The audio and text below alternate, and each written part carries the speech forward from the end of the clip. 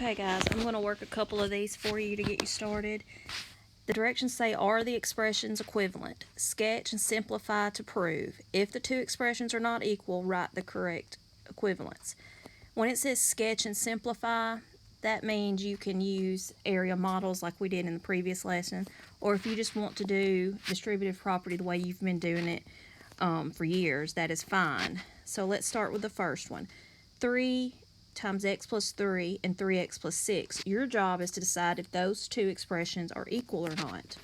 Well, if you take 3 times x plus 3 and you do the distributive property, 3 times x, that gives you 3x, and 3 times 3 gives you 9.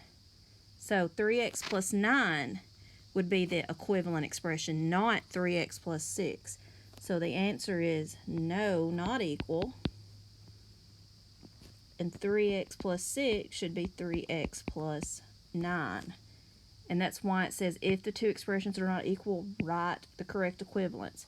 Well, 3x plus 9 is the correct equivalence.